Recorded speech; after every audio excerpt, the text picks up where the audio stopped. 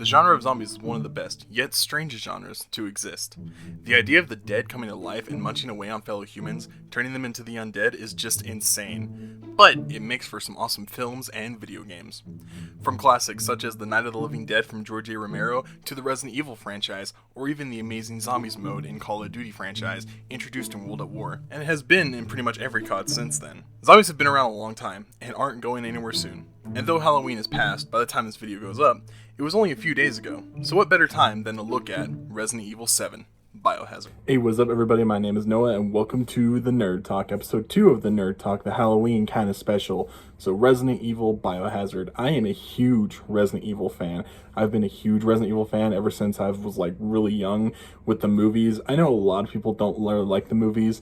Like I know Gerard the Completionist, one of my idols for what I'm doing, doesn't really care for the movies, but I absolutely love the movies and I absolutely love the games, and this game is just as amazing. Now this episode is going to be a little shorter than others. I actually kind of fell behind on working on it, but nonetheless I still think it's fun. It was pretty simple and I just didn't really know what all to put within the script to talk about it, and so I just kind of went over the basics of it. But nonetheless, hope you guys enjoyed this one, and yeah, so let's hop right into the episode.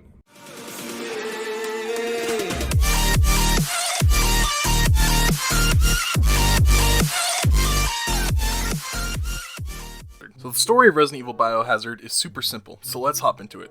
First, you do not need to play any of the other Resident Evil games to hop into this one, which is nice, and it's why I chose this one. Plus, I don't have the first Resident Evil, otherwise I may have done that one.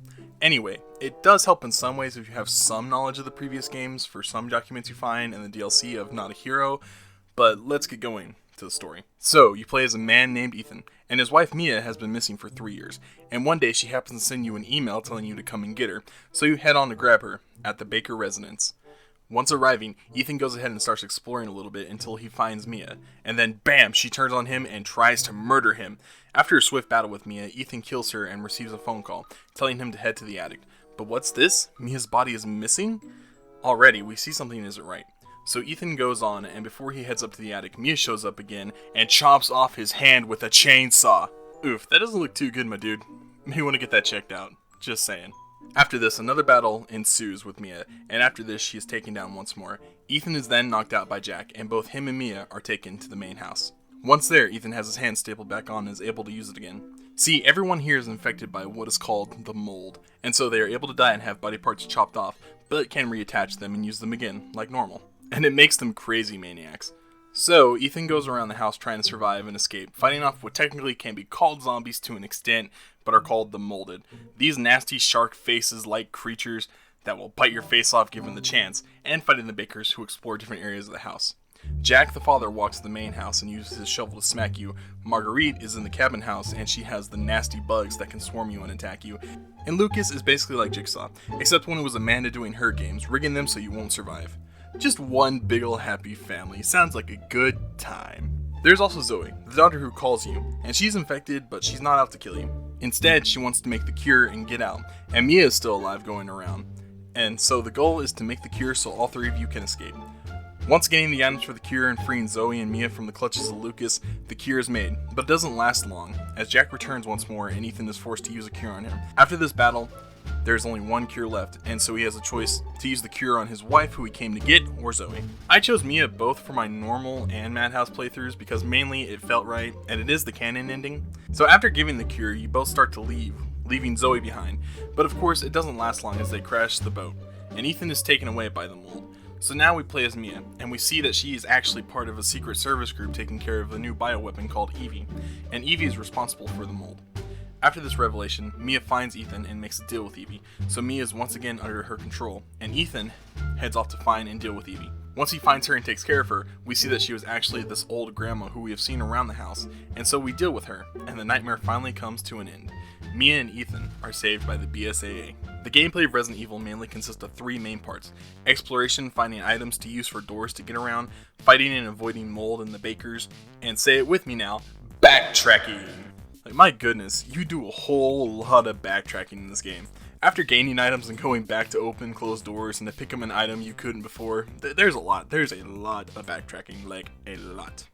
That being said, it works. The house looks stunning and so creepy at the same time that it just makes it that much more fun to backtrack through and see everything, to then see doors and rooms you didn't see before. You also, of course, gain new weapons to take on the bakers and mold it around the house, from shotguns to grenade launchers. I gotta say, for a little house out in the middle of nowhere, the bakers really got it packing with the weapons. You also will find what are called Continental Coins, which you can use to gain upgrades to your health and reload speed. You can also use them to grab the powerful Magnum. And as tempting as it is, I suggest you grab the upgrades, especially if you play on Madhouse difficulty, because in addition to the normal upgrades, there is now also the Assault and Defense coins, which up your defense and attack. So upgrades are important. Another important part of the game is your resource management. Each item you take will take up a slot in your inventory, from key items to unlock doors and progress the story, to your weapons, to even healing items, and anything and everything you pick up will use up your inventory. Luckily, there are safe rooms found around the house in different locations that allow you to save your game, and along with saving the game, holds a box that you can place items for later. And all the boxes are connected by the same cosmic power, and don't ask me how it works, I don't know, just video games. But luckily, you can use these boxes to put items in and grab later, so you can free your inventory for even more items. And so that about covers it for everything there is to cover within the game. It's simple, fun, and just a good time. So if this is your type of game, then I highly recommend that you grab it and play it. Simple story, simple gameplay, and plenty of scares. It's a good time. So there you have it. Resident Evil 7 Biohazard. A fantastic game. It really is so much fun, guys, and I really enjoy this one. It has some great scares, and while it may not be traditional zombies, it still is within the Resident Evil universe, and Resident Evil is based around zombies, and so that's why I chose to do this one. And like I said at the beginning, it has a story that's easy to get into for newcomers, even though it's Resident Evil 7 technically. It still has a story that's easy for everyone to get into. It has plenty of scares, plenty of spooks, and just is a good time. But nonetheless, hope you guys enjoyed this one. If you did, be sure to hit that like button, click that subscribe button, click the notification bell to stay up to date, and share the heck out of this video. Down in the description will be my Twitter and my Instagram. You guys can follow me there. And yeah, just do those things and let's keep growing the community, guys. And I will see you guys in the next one. That being said, with the next video, it's going to be another special one that's going to be honoring the release of Call of Duty. I was going to do Watch Dogs to honor the release of Watch Dogs Legion, which I've been really enjoying. But I think it's going to be better to do Call of Duty right now. But nonetheless, hope to see you guys there. And yeah, thanks for watching.